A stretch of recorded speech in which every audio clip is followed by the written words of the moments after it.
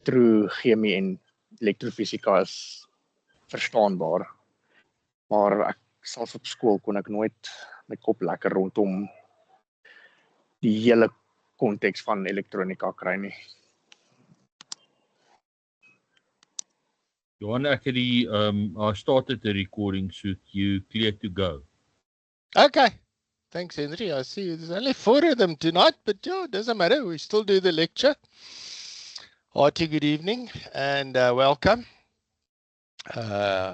We are carrying on with receivers tonight, which we started with on Tuesday night. Just to recap, just refresh everybody. We said the purpose of the receiver is to select the correct signal that we want to obviously listen to or that we want to work with. We did noise sources on Tuesday, we did receiver characteristics, we did the diode receiver, the tuned radio frequency receiver, and the direct conversion receiver. It's interesting, receivers not really used anymore. They belong to even the days before I was a radio amateur. Diode receivers are just a nice toy to play with. So tonight we're digging into the serious stuff, which is called the super heterodyne receiver and the DSP receiver. These are the basis of just about every single receiver that you can find in modern day life. Super het receivers are busy becoming extinct. They are being superseded by DSP receivers, but there's still a lot of super het receivers out there and they still have a place in life. It's like AI. AI hasn't taken over mankind yet. It's the same with DSP receivers. It hasn't taken over yet, but super hets are becoming distinct or extinct. Just to recap again, what's the different characteristics of a receiver that impacts the quality or the ability of the receiver to operate? Sensitivity, selectivity, image rejection, dynamic range, and then the receiver design.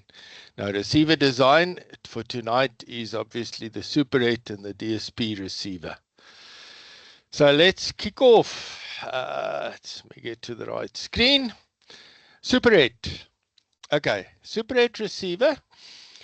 And by now you should be getting used to these symbols that I flash on the screen every week. I've got an antenna, I've got an amplifier. The signal goes to a mixer, and I've got a local oscillator. We discussed oscillators and phase lock loops and all those wonderful things some time ago. So I've got an oscillator and I've got a signal. I mix the two. And traditionally, what happened was that I would use the minus product of the two. So in other words, let's take an example. I'm receiving a signal on 100 megahertz. My local oscillator runs on 99 megahertz. So I use the 1 megahertz signal further on in my receiver. Okay. It goes through a bandpass filter. Remember these little emblems? If this little cross through was in the middle one, it would be a high pass filter. If this little thing was in the middle one and not at the bottom, it would be a low pass filter. And the way you see it here is a band pass filter. So the cross tells you what it is passing and what it isn't passing. So in this case, the one that's in the middle doesn't have a cross on, so that's a band pass filter.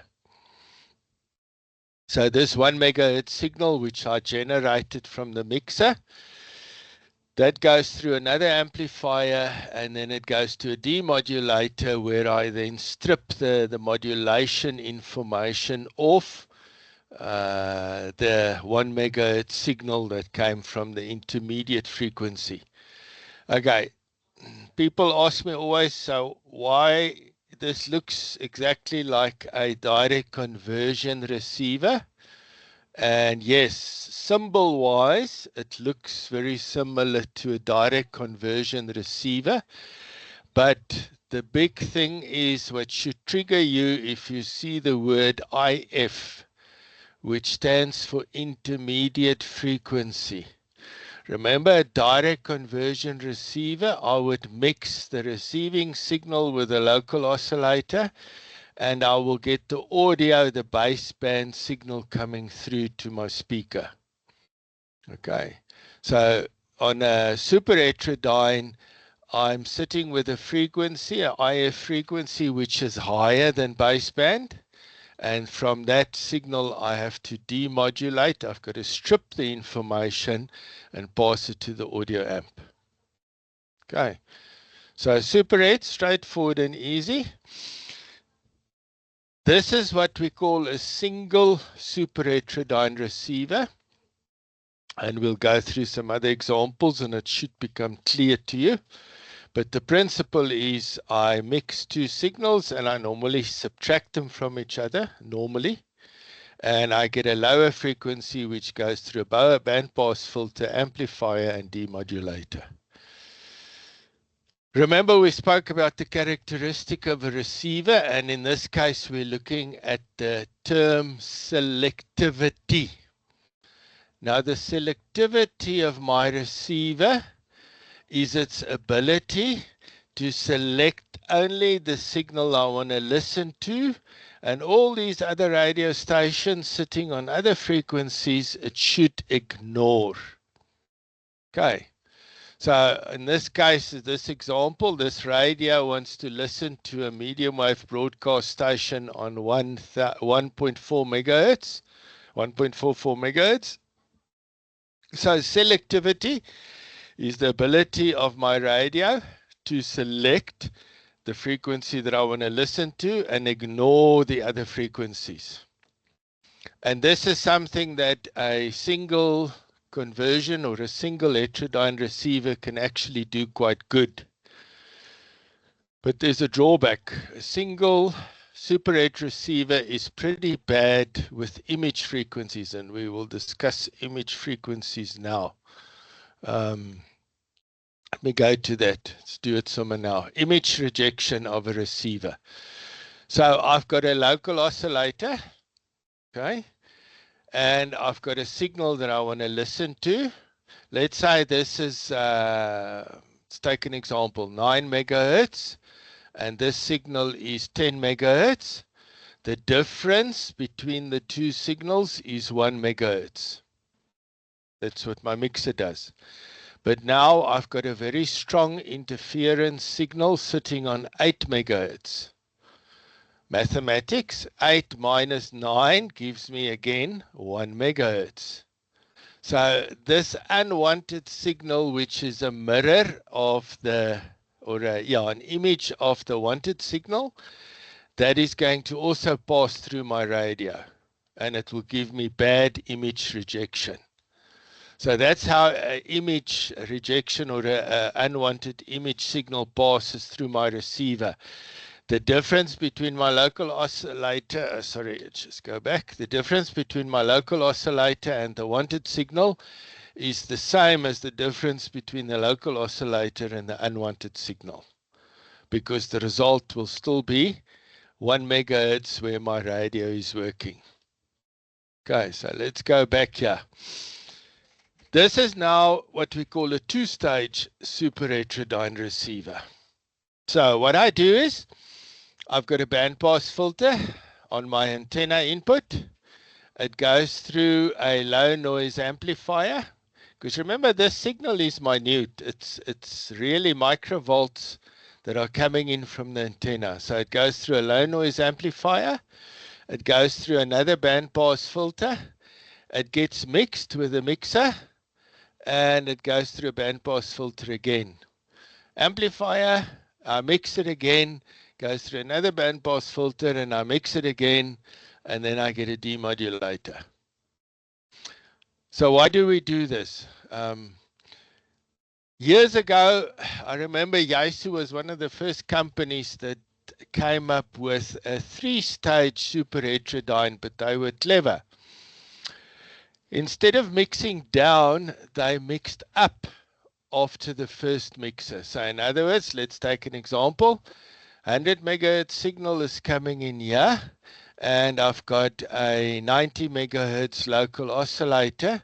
So traditionally, the output of this mixer would have been 10 megahertz, the difference between the two.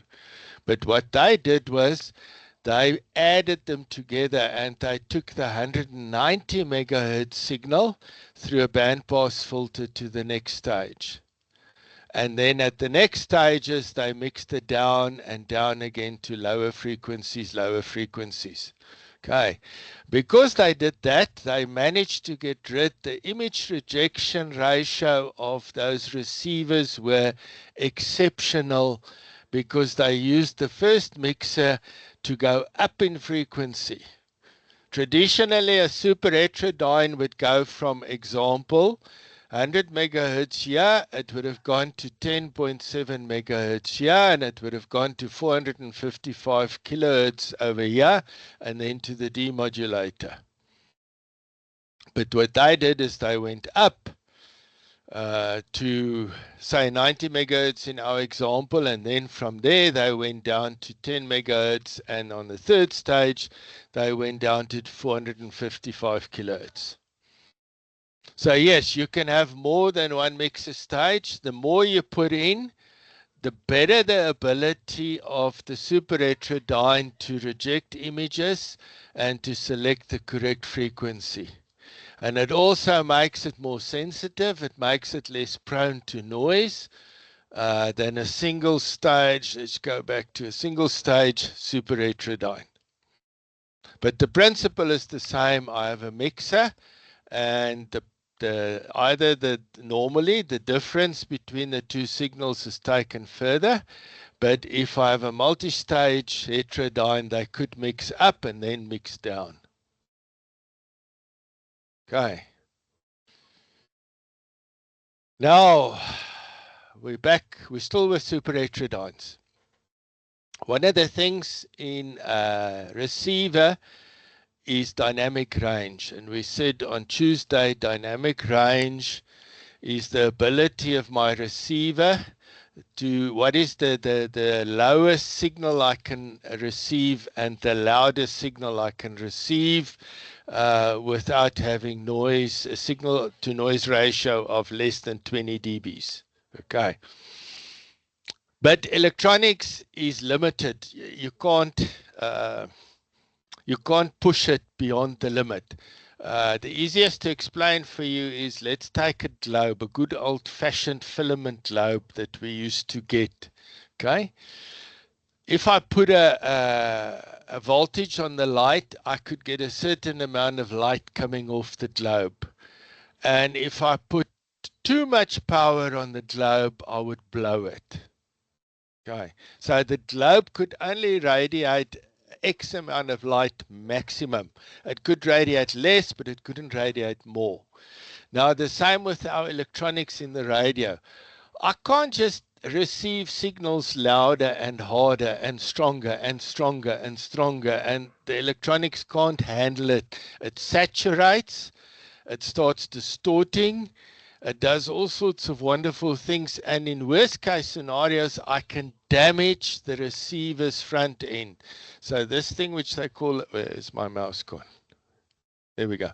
There's this thing they call an RF amplifier. I can actually damage that if I put too much signal into this receiver of mine. So they came up with something which they call AGC, automatic gain control. So what happens is, automatic gain control, after my IF amplifier, I look at the level of my signal. Okay, if the level is getting too high, the automatic gain control circuit would reduce the gain of this amplifier and this amplifier. So in other words, it would make these two amplifiers less sensitive, because this signal coming in here is obviously getting too big, and there's a risk of saturating my whole circuit. So what the AGC does, the gain control detector, it picks up, whoa, we're going too loud, too hard, too fast, and it reduces the gain of the amplifiers. That's AGC. But now it's got another advantage, which is very important. Okay. If we look at this first graph, this is my signal coming in through the amplifiers. Now, normally, it would be a linear line, a straight line. So the signal is below the 20 dB signal to noise ratio. Okay, it's below the noise floor, so I can't use it.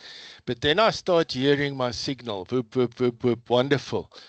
But as the signal gets stronger, it reaches a point where I can go into saturation of my electronics. So if I would have kept going straight with this line, I could have damaged the electronics, I could have distorted, I could have saturated my electronics. So what my AGC does, it starts reducing the gain on those amplifiers, and my output, sorry, it's not what I'm supposed to see now. Okay, so the output becomes flatlined. So it doesn't matter how much more signal I put into this radio, it's not going to generate after the amplifiers more output than what it is fixed to. Okay, so that's what AGC does. So instead of this signal going up, up, up, up, up on the output of the amplifiers, it reduces the gain of the amplifiers into a flat line. What's the advantage of something like that? Well, one, it protects my electronics. It prevents the front end from distorting or getting damaged. But it also improves my dynamic range, because now I've got this thing which they call headroom. So in other words, this is the attenuation of my AGC circuit has got the effective result of making it appear as if I can receive a wider range of signals. Under normal conditions, I would have only been able to, let's take an example. I can receive from 0 dBs to 50 dBs. That's all I can receive. If I get to 50 dBs, my electronics is going to be kaput. It's not going to work. But now my AGC circuit attenuates the signal by, let's take an example, 20 dBs. Okay, so instead of going from 0 to 50 now, I can actually go, in real life, I can go from 0 to 70.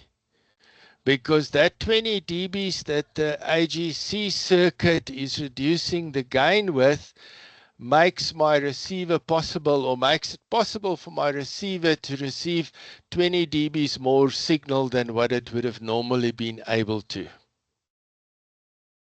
Okay, I hope it is understandable. I was trying to find something to show you on AGC that would make your life easy. So let's just go back to the circuit. Okay, so this is my Super 8. I look at the signal, and if it starts reaching the limit where my circuitry is going to overload, my AGC actually reduces the gain of the amplifiers. Okay, and the result of that is the green line is still the signal coming from my antenna, but now the output of my amplifiers are this blue line. So the signal on the antenna is still going, rocketing sky high, up, up, up, up to wherever. But my AGC circuit is reducing the gain of the amplifier, so the output of the amplifiers remain flatlined. It can't go higher than a certain set threshold. Okay, and going back to this one now, if I was able to receive signals from 0 to 50 dBs, but my AGC circuit has the ability to attenuate up to 20 dBs additionally, the net result is that I can look at a signal from 0 to 70 dBs instead of 0 to 50 dBs.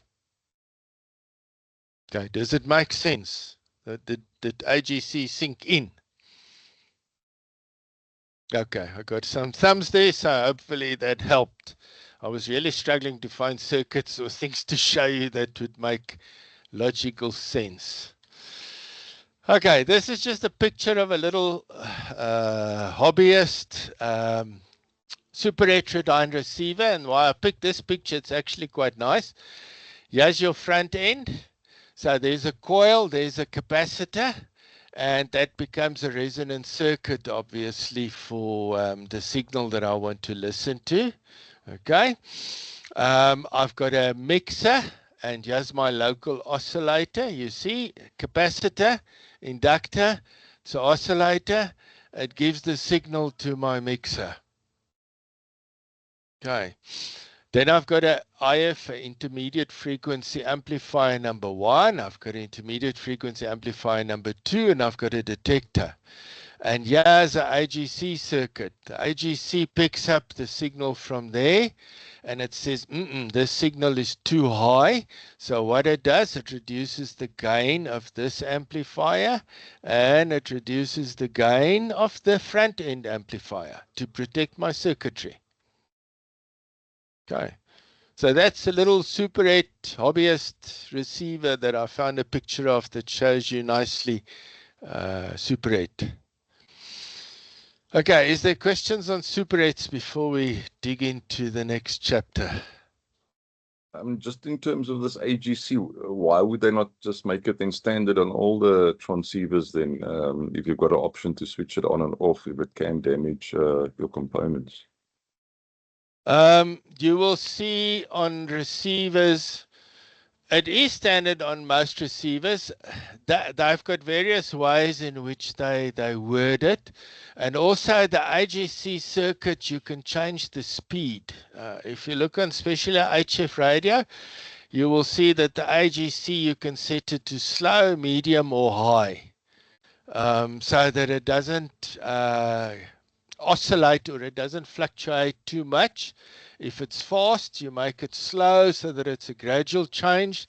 But no, most receivers do have AGC on. These pictures that I've shown you just don't show it yet. I was starting with the basic one, then the two-stage one, and then we're looking at the one which has got AGC. So pretty much all receivers have got AGC in. It's an integral part of protecting the radio and improving the ability to receive from a certain level to a certain level. Okay, yeah, no, that's fine. But yeah, I'm just wondering, if you had the option of the on-off switch, or was that like mainly on the older radios, or? Okay, there's something. No, there's something else which is also on some of the radios is called an attenuator. Okay, so let's say, argument's sake, my radio receiver can do 0 to 50 dBs. Okay, my AGC circuit can give me another 20 dBs.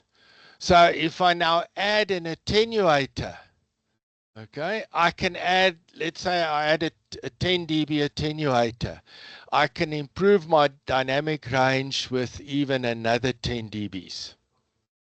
Okay, now I'm with you now. Okay, that makes more because sense. If I attenuate on the one side before it goes through the circuit, it means that the receiver is able to receive a stronger signal because I've got the ability to attenuate that signal.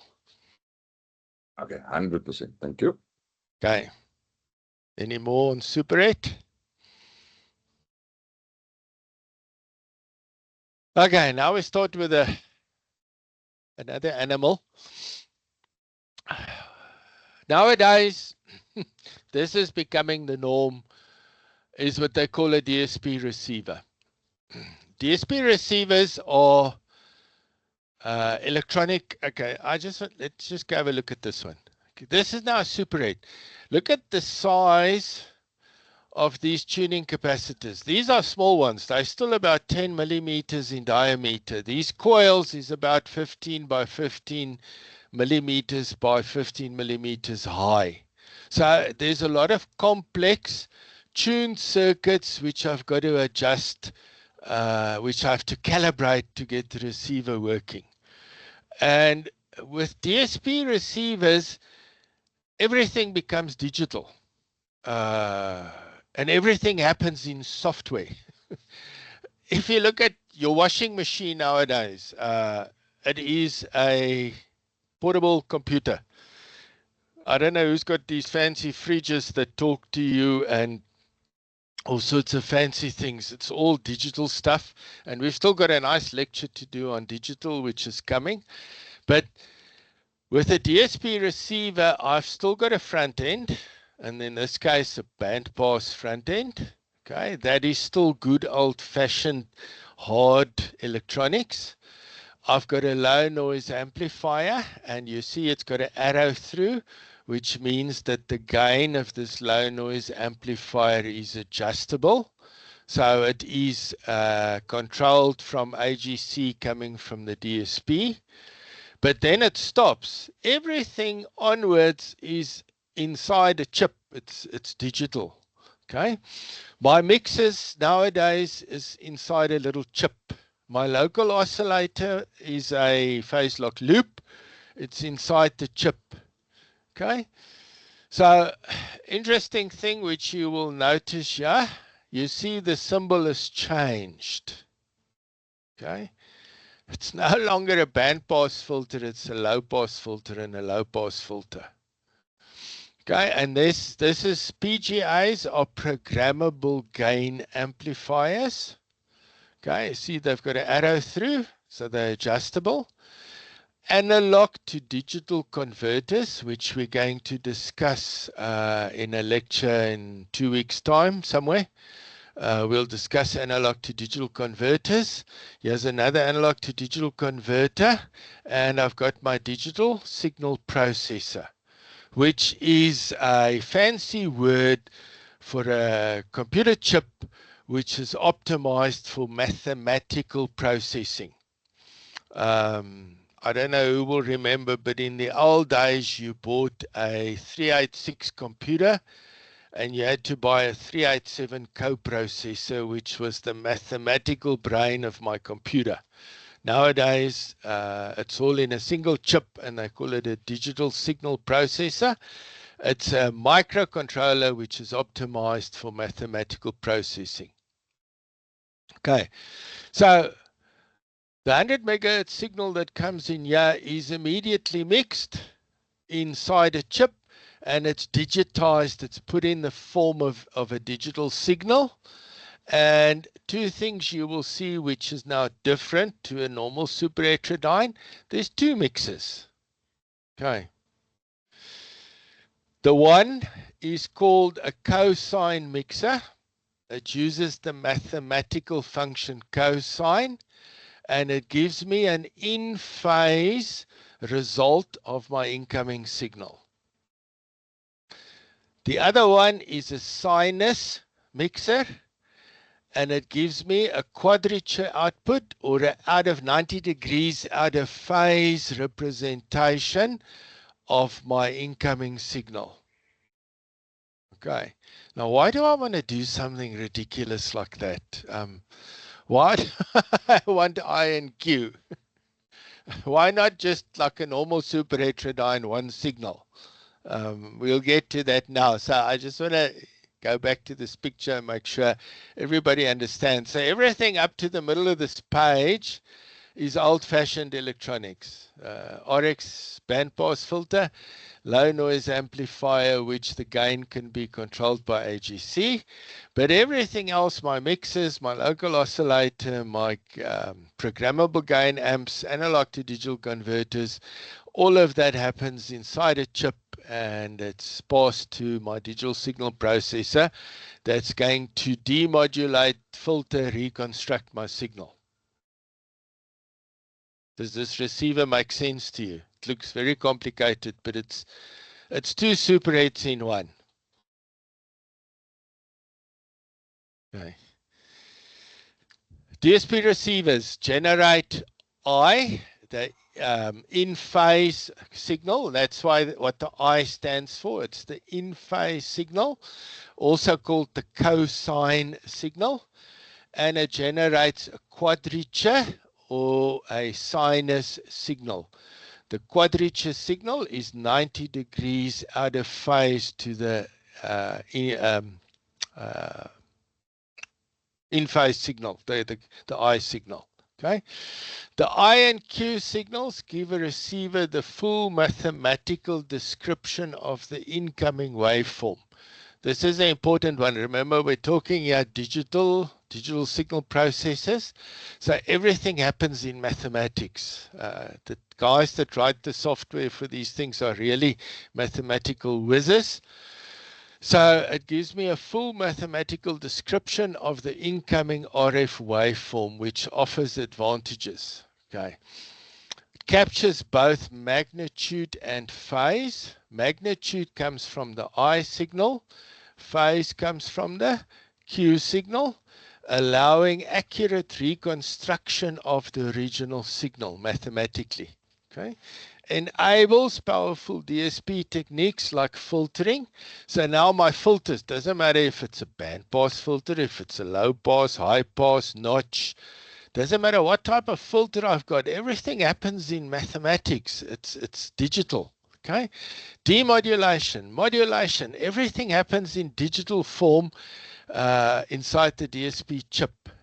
Okay, it can do any types of demodulation. Remember, a normal analog receiver, I need different types of demodulators for different types of modulation signals. Because now I'm working with mathematical values or words, I can do any modulation, demodulate anything that I want to. AM, FM, SSB, phase shift keying, quadrature modulation. Everything I can do with my DSP receiver. I can do spectrum analysis signals. Very easy. It can show me where's the different signals in the different frequency domains. Straightforward and easy. I don't need fancy electronics to do that. Weak signal phase coherence is maintained, which is critical. What happens with an analog receiver, if I start approaching the 20 dB signal to noise ratio, the ability of the receiver to discriminate between the signal and noise becomes compromised. So on low level signals, it's very difficult with an analog radio to have phase coherence. Because everything is digital in a DSP receiver, doesn't matter. The phase coherence is constant from just about nowhere to maximum signal. Okay. Doppler processing is very simple. Doppler is used when I do satellite communications, which we'll also cover in a chapter somewhere still. But it becomes an essential part of satellite communications. Okay. Is that a mouthful? Okay. Nowadays, I don't know who's already got a Baofeng UV5R or something lying in the cupboard or the drawer, but basically 95% of the radio's receiver is inside a single chip, believe it or not.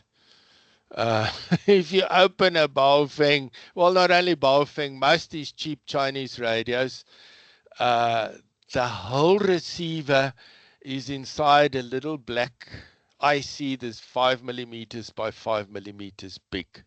It's mind-boggling, but that's where it's gone to.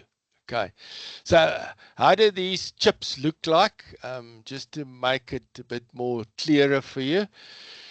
I've got an antenna, okay, and I've got a low noise amplifier. Remember we discussed low noise amplifiers. I've got AGC. It's all digital, so the AGC signal is generated inside this chip, okay. I've got my mixers, which mixes the signal for me, and it goes through 2 programmable gain amplifiers, analog to digital converters, and a DSP.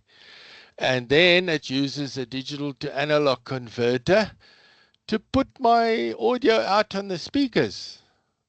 If I want to listen to you talking, the DSP does all the processing, it does all the modulation, it does all the wonderful things it needs to do on the received signal, and it converts digital to analog again, and it puts it out on the speaker for you to hear. As easy as that. Okay, the digital interface goes to a micro computer, which then tells this chip what frequency it needs to be on, everything it needs to do, the mode, if it's AM or FM or whatever the mode is, that all comes from a microcontroller, and the microcontroller pumps it to this chip, tells the DSP what to do, and the DSP does its job. This one, for example, receives signals in a car radio, for example, so it's even got RDS, and the RDS goes to a display, so you can see on the screen that it is RSG, or it's Radio Pretoria or Groot FM or whatever the radio station is. So everything is in a single chip. That's where things have got to. If you think back of some of the pictures that we saw, especially on Tuesday, of the old valve receivers, and nowadays where these things have got to. This is a picture of a little hobbyist SDR receiver, which puts it into perspective for you. This little black dot here on the green board, that's the radio chip. So everything that we looked at here, okay, SI4706, that's inside that little black block, which is 5 millimeters by 5 millimeters. Okay, so my antenna comes in here, and it goes straight to the receiver. This chip you see here is a USB chip, so you can even control this radio from your computer. So that's all this fancy chip does. It's the USB control for your radio. This is the microcontroller for the radio, which then talks to the display, and it puts the RDS info on the display. And this one is on a frequency of 105.3 megahertz on the LCD display. That's all done from here. So this thing would get its info from the USB port. It would process that info, and it would tell the radio what to do. It will display it for you. And these chips you see as the audio amplifiers that is used to output the audio for you. So, and that's a tuning knob. And this is most probably a power knob. I'm not sure, but I suspect this is a power knob. But this is what a typical modern day receiver looks like. This one is 8 centimeters by 12 centimeters big. It's actually very big, but it's a good example to show of what modern DSP receivers look like. Okay, so in summary, diode receiver, simple electronics, low sensitivity, poor audio. It's very noise sensitive. Tuned radio frequency receiver, complex electronics, low sensitivity, poor selectivity. Okay. Direct conversion, medium electronics, medium selectivity, low dynamic range. Super heterodyne, complex electronics, high selectivity, high sensitivity, and good dynamic range. Digital signal processing receiver, cheap electronics, and it's high on everything. Okay, that concludes receivers. Shout if there's any questions.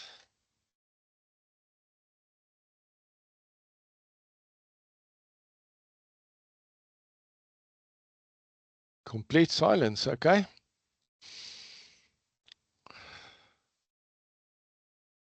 Okay, let's tackle these. Let's see how well you remember Tuesday and tonight's lecture. Let's make this a bit bigger. Okay. In an FM receiver, the effect of sufficient signal arriving to start the limiter operating This reducing background noise is known as It's quieting. quieting, 1D. The selectivity of a receiver is mostly controlled by? I took a fly on this one and went with Bravo bandwidth. Bandwidth, correct. Yes. The narrower you can make the bandwidth, the better the selectivity will be. But if your image frequency is still spot on the image of the received signal, it still becomes a problem, especially if it's quite a high signal level.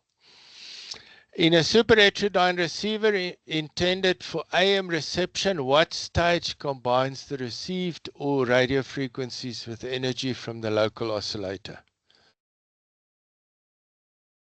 Come, this is a freebie. Yeah, the mixer, I think. The mixer, yes. Yeah. In super heterodyne receivers, the setting of the first IF is governed by two general principles. The summary led me to a quick one of that. I think that's alpha, yeah. It's alpha. High IF gives good image rejection, but low IF gives better selectivity. Okay, 5. The function of an IF amplifier in a super het receiver is to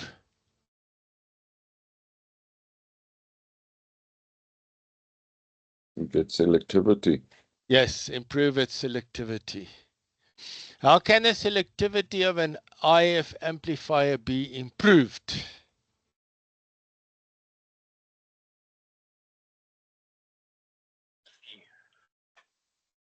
There was a filter, and they mentioned there was a bandpass filter. Bandpass filter, yes, C.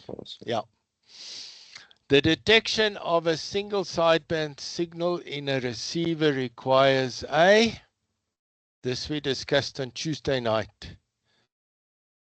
We said the detection of a CW or a single sideband signal in a receiver requires a? B, C, and D just sounded wrong to me, so I'm going with A. Carrier insertion. We also called it a beat frequency oscillator.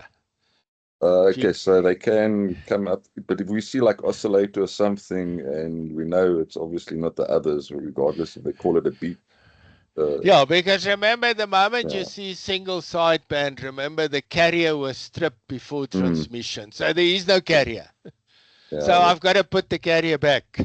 So they would have caught me out in the exam as carrier insertion. Now you freak out and you think, what's a this is eating? No, anyway. just look at it carefully. Single sideband, there is no carrier. So I've got to put the carrier back. Okay, good stuff. Okay. A super heterodyne receiver is operating with its local oscillator on the high side of the incoming signal.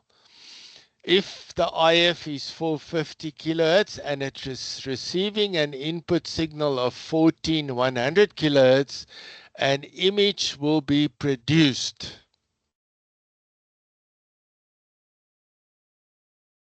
So mathematics. It's got to be then either C or D. I'm going to reread the question quickly. They say on the high side of the incoming signal, so that be then further up. Is that a clue? Okay, so if it's on the high side, it means, well, it doesn't actually matter. I think that's just to confuse you, but it's 14.1 minus 450 will give you 13,650.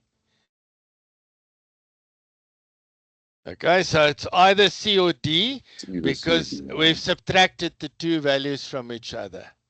So now which one do we want, C or D? Well, that's what I'm thinking, is that when they mention high side, must I say D because it's going further up? No. High side, so no, disregard that. No, Yeah, okay, I can't with my ride on. Yeah, it's C. At this point, if a strong signal is on 13,650 kilohertz is present. Okay.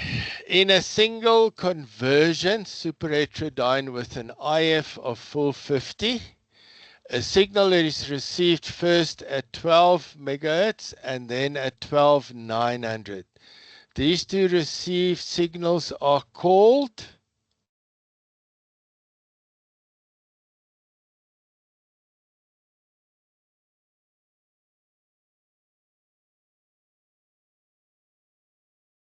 I think it might be image signals. image signals, because Yeah. what is my local oscillator frequency? That'll be the 450 kilohertz, isn't it? No, that's your intermediate frequency. Oh, is that the intermediate? Yeah. If they give me 12 megahertz and 12.9 megahertz, it means my local oscillator is running at 12,45 megahertz.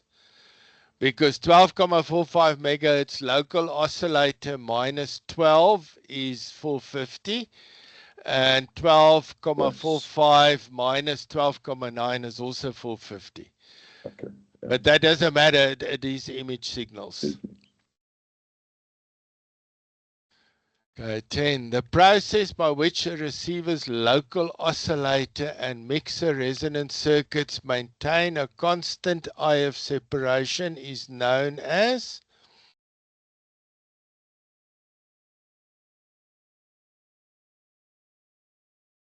Yeah, This is a freebie. It's a freebie. It tells you the process by which a receiver's local oscillator and mixer resonance circuits maintain a constant IF separation. So in other words, if the one changes, the other one would change as well. So it is 10A, it is tracking. Because it's maintaining a constant IF separation. So the two circuits are tracking each other so that there is a constant IF separation. 11, the preferred circuit for resolving an SSB signal is a...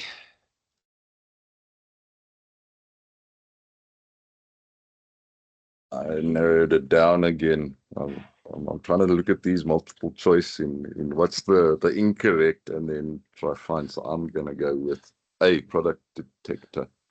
This is actually a freebie. I think so, yeah. Because what they say, the preferred circuit for resolving an SSB signal. Okay, it can't be C and D because they are oscillators. How can an oscillator resolve a SSB signal? Impossible. Okay. And what is a full wave rectifier? That's something Henry did with you in power supplies. Yeah, that's obviously to convert. Okay, AC so to what's DC, left? yeah. A product Just detector. the product, yeah. So that's why I said, yeah. It's a freebie. You've just got to think carefully. It can't be But oscillators. It can't be a full wave rectifier. So all that's left is a product detector. the next one also looks like a freebie. The product detector is used to... Yeah, it's also a Resolve. freebie. There we go. Yeah. You just Yeah. read the answer above, yeah. Yeah. Okay, 13. What is the purpose of the detector in a receiver? That's got to do with your AGC, isn't it? So that's got to be to No. modulate, isn't it? Demodulate, Aren't they linked? yes. Yeah. But doesn't your Well, no. It depends where the AGC circuit pulls its okay. signal from, but it can pull it from the detector. In some of the drawings, they could also call it the demodulator. Oh, okay. I don't know why they specifically wanted detector, but detector is to demodulate a modulating signal. Electrical interference on reception can best be limited by means of a Noise limiter. noise limiter, yes. Okay. Squelch means you're going to, what does squelch do? That's when your radio stops making the noise. So if the signal is below the squelch threshold, you're going to not hear your signal anymore. So it can't be squelch. Yeah, squelch is the next answer. It can't be isolation transformer. It can't be a decoupled loudspeaker. So the only one left is a noise limiter. Yeah, and 15, the receiver's facility that switches off the audio circuit in the absence of satisfactory signal strength is the squelch circuit. Okay. 16, to avoid image reception on VHF receivers, they normally have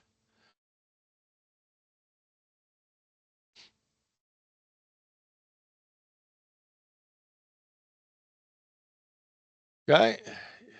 Remember we said, if we go back to the slides, mixing up gives me the best possible image rejection ratio I can have. So in this case, it'll be 16D high IF frequencies.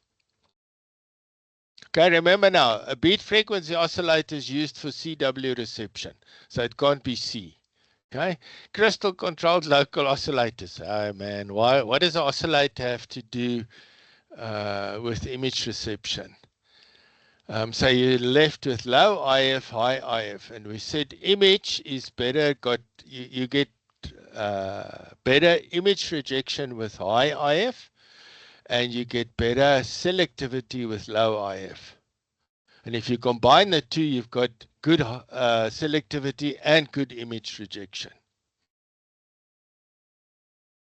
So in this case, it's 16D. Okay, 17. The dual conversion superhet receiver contains. I think this is also a freebie. That is a flippin' freebie. Yeah, that's definitely a. I mean, what does stereo audio circuits got to do with it? What does two antenna connections got to do with it? And why would you have two RF preamplifiers for a dual conversion superhet? It's because you've got two IF amplifiers. It is a freebie. Okay. You are listening to a signal which is comfortably readable. Suddenly the passband fills up with noise, making the signal unreadable. You tune around and find a very loud local station about 20 kilohertz away. The station is known to be clean and his transmitter is probably not at fault. The problem with your receiver is probably? I think that's the dynamic range from the graph that you showed us earlier on.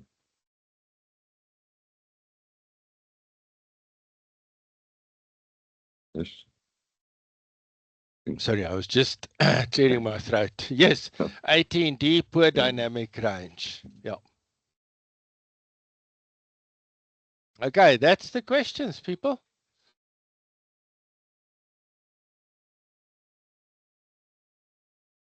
Henry, I'm done. That's receivers. How long did we take? Oh, it's nearly an hour. Okay. That's it, spot on. Yeah, I'm going to stop the recording. So what you're saying